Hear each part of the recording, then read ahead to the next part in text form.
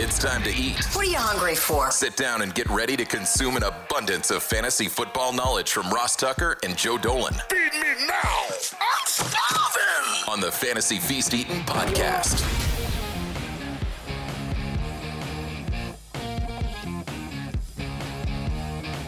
Yeah, let's eat, baby. It is the Fantasy Feast Eatin' podcast. It is, of course, presented by DraftKings, the go-to place for DFS, no question. I'm Ross Tucker, former NFL offensive lineman. Most of you know that. 5 teams, 7 years. If you don't know which teams I played for, you can Google it, or you can just look at the helmets behind me. For those of you that watch us on DK Network or YouTube.com/Ross Tucker NFL. Bunch of different shows. Love them all. College draft on Mondays. Emery goes ahead. He's picked every bowl game this week from a betting perspective, which is fun. Even money, we talk about every NFL game from a betting perspective. Ross Tucker Football Podcast is your daily NFL show. And then the Fantasy Feast Podcast. I love the information and the delivery from my guy, Joe Dolan, each and every week at FG_Dolan on social media.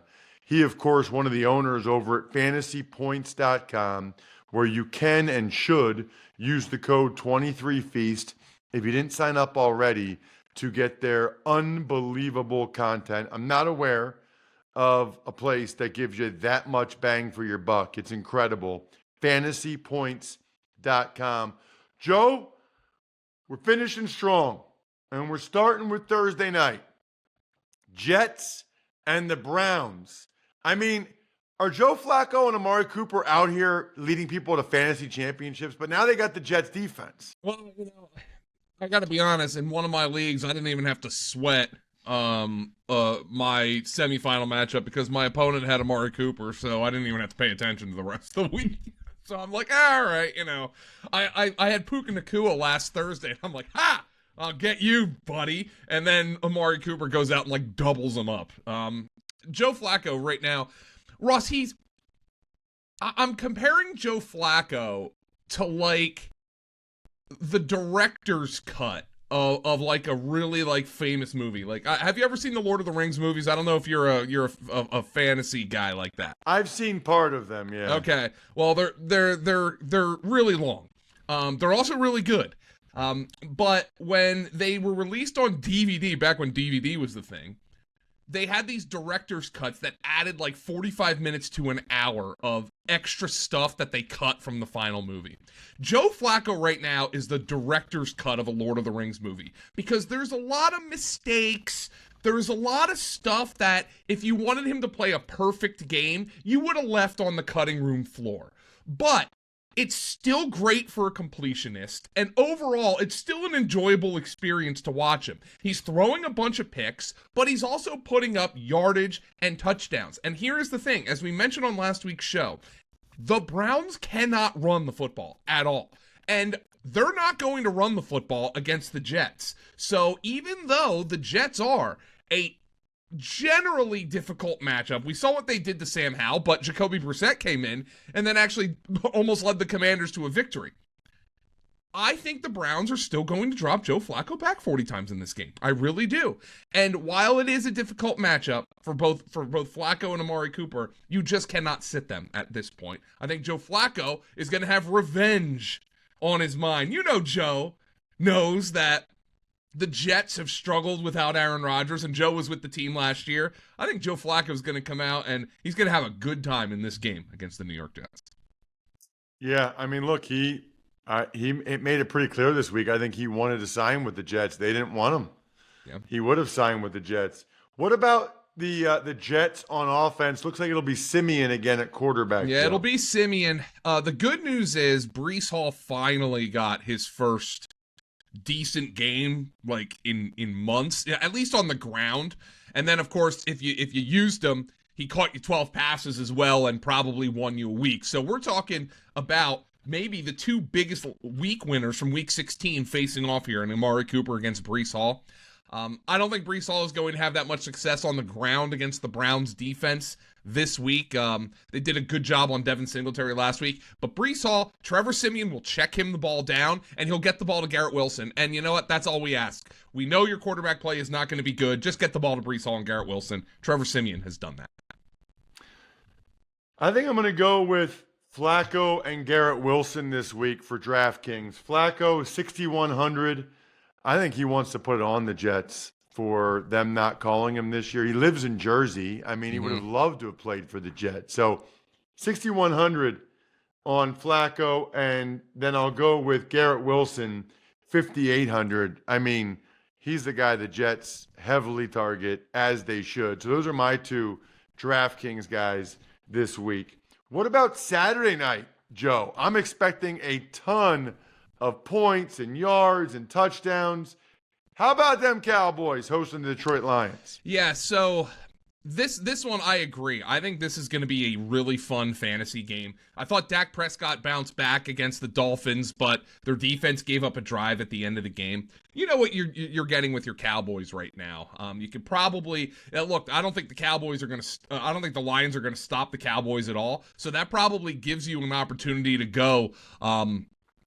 Maybe put Brandon Cooks in a lineup, Jake Ferguson. But here's one thing with Dallas.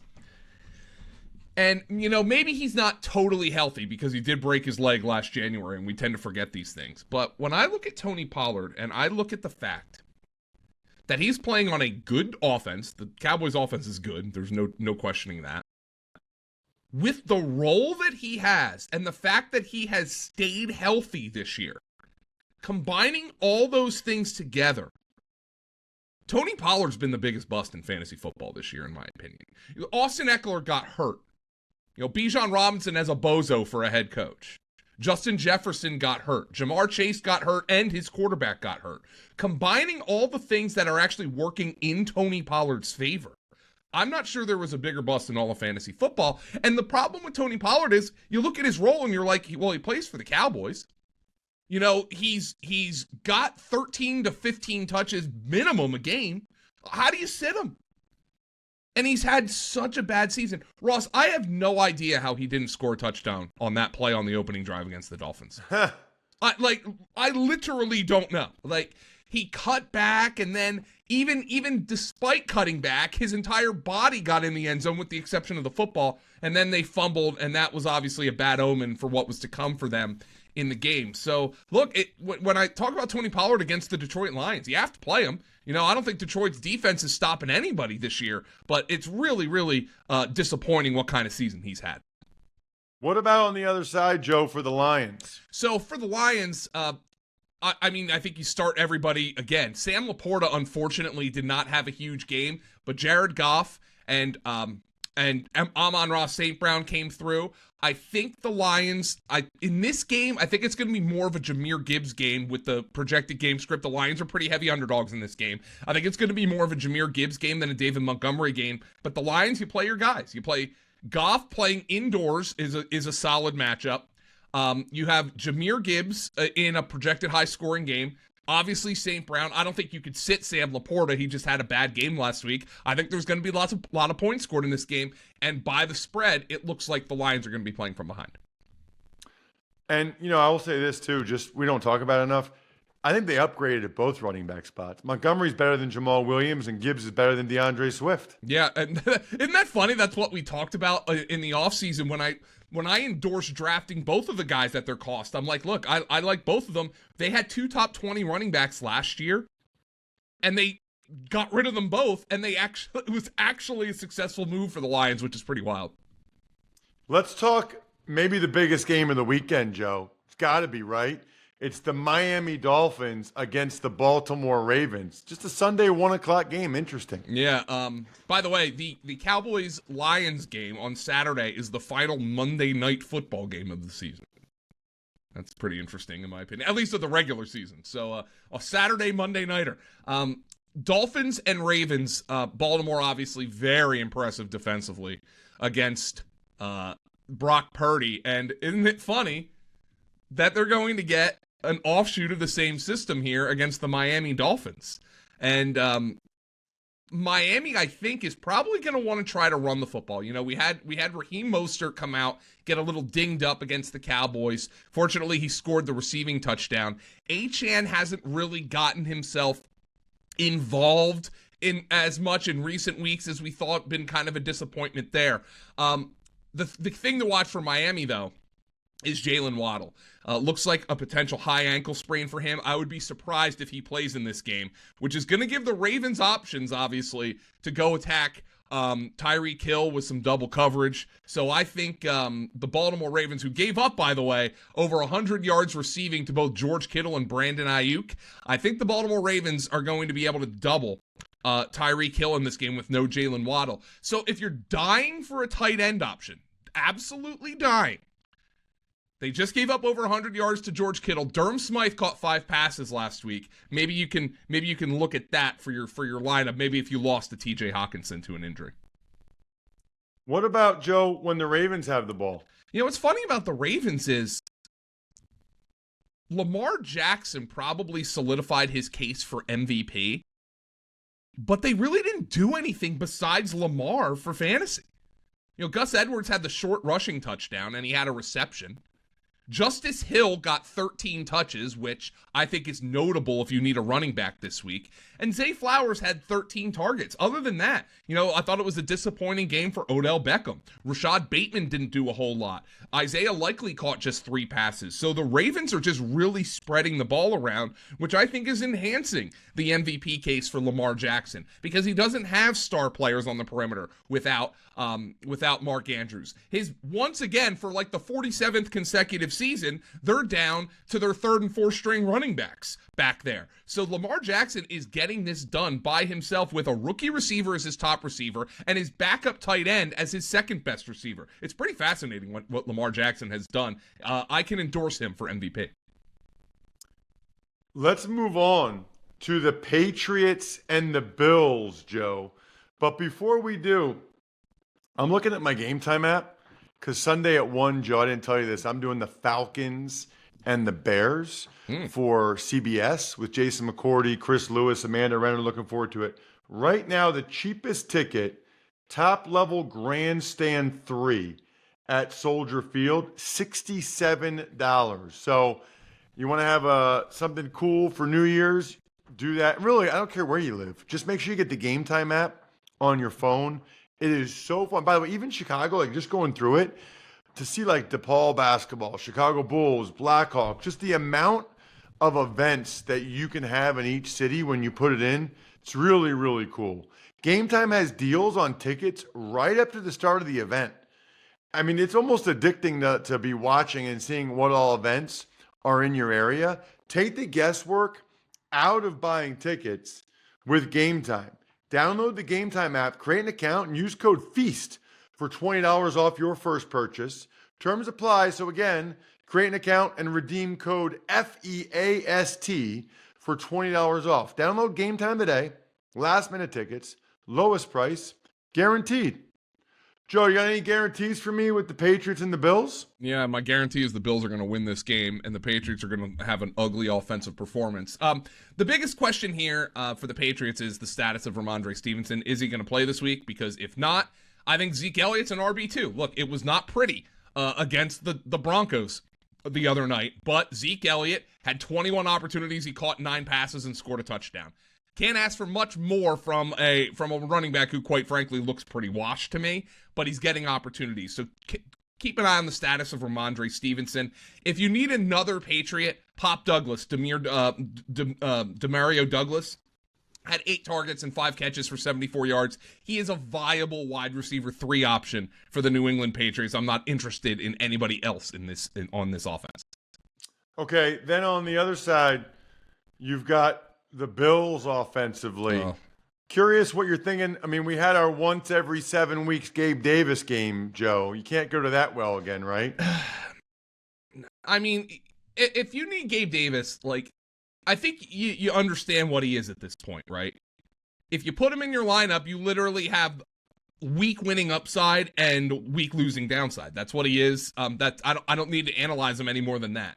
I will be very curious if we can finally get a Stephon Diggs game. I mean, he's got to be frustrated right now. Now, look, they're winning. They've won a number of games in a row. 3 straight since they lost to Philadelphia. But he has gone under 50 yards in 5 of his last 6 games, and the game in which they didn't, they went to overtime with the Eagles. So this has been a very, very disappointing run for Stephon Diggs. I wouldn't be surprised if they come out and try to make it a point to get him the ball in this game. The other disappointing thing for Buffalo in that game against the Chargers, unfortunately, was James Cook. He had 20 carries, but he was not targeted in the passing game. He lost a fumble, so that was a really, really disappointing performance in your semifinals.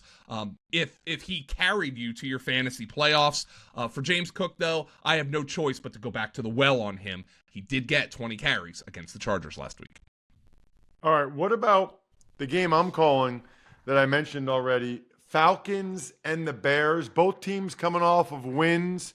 We're just watching them, Joe. They both want to do the same thing. They both want to run the ball and then have play action. Yeah, so the Falcons got to Gardner Minshew 5 times in that game against the Colts last week, and that's really the key against Justin Fields. Justin Fields, I came up with this stat actually last week, and it's why I thought Justin Fields was a great play against the Cardinals, which he ended up being. Justin Fields, when under pressure this year, basically has the same adjusted net yards per pass attempt, which takes into account sacks, turnovers, and all that stuff, as Zach Wilson. When he's not pressured, he has the same one as Justin Herbert. So he's been pretty freaking good without pressure, and he's been bad when he has been pressured. And against the Cardinals, look, he threw an interception, but he ran all over the place. He also threw a touchdown to Mercedes Lewis, of all people. But Justin Fields, I actually think more of a mediocre play this week against the Falcons. Nonetheless, given the number of backup quarterbacks that we're seeing around the NFL, kind of hard to sit Justin Fields in this game. We have to keep an eye on the status of Deontay Foreman, who missed the Cardinals game with a personal issue. But if he returns, this entire backfield is now thrown into upheaval again because Khalil Herbert had, I believe, his first 100-yard game of the season last week, filling in for Deontay Foreman. So that entire backfield gets thrown asunder if Deontay Foreman is back this week because Rashawn Johnson was also playing on passing downs. What about, Joe, on the other side with the Falcons with Heineke back in? Well, Kyle Pitts, here's what happens. Kyle Pitts needs to score a touchdown for you because he doesn't get the volume otherwise. Drake London, another disappointing game. 3 for 39 receiving. He's a wide receiver 3. Of course, I knew this was going to happen. Arthur Smith got shamed into using Bijan Robinson. But Tyler Algier, of course, comes in and does the closing at the end of that game. Your Falcons, you know what you have in them at this point. No expectations whatsoever. I think you have to play Bijan Robinson. Kyle Pitts is a tight end 2. Drake London's a wide receiver 3. I think Heineke just kept them on schedule a little bit better in this game. If that makes you happy against the Chicago Bears, have at it. It's still the same offense to me, though. How about Titans and the Texans? I think we'll get Levis and C.J. Stroud, Joe? You would think. You would hope. Well, whatever the case, these two teams played 2 weeks ago, and it is unfortunate for you if you have Derrick Henry because they held him to 9 yards on 16 carries 2 weeks ago. Yeah. And that, I don't think that was a fluke because Houston's run defense has been really good all season, and especially recently. They haven't given up 100 non-scramble rushing yards since week 4, and they've allowed under 3 yards per carry on non-scramble rushing yards in 4 of their last 5 games, including, obviously, that game against Henry and the Titans a couple of weeks ago. This is a tough matchup for the Tennessee Titan offense, which really, outside of Henry, hasn't done anything for fantasy of note of late. On the other side? Well, let's see what happens with C.J. Stroud. Nico Collins got back, but didn't really do a whole lot in last week's game. They made a mistake, I think, going to Case Keenum versus Davis Mills. Mills gave them some life at the end of that game against the Browns. I would think it'll be Mills if they don't get C.J. Stroud back in this game. But C.J. Stroud getting back will certainly increase the usefulness of Nico Collins, Noah Brown, and Dalton Schultz in this game. Let's really just hope C.J. Stroud's back because this is a pass funnel defense. Let's really just hope you guys have awesome weekends from a fantasy perspective. And if you're feeling good about your draft picks, but now what to eat, make it easy on yourself. Ordering on DoorDash. Now you can root for your squad while your food and drinks are on the way. So that means burgers, chips, dip, soda, pizza, wings, so much more delivered straight to your door.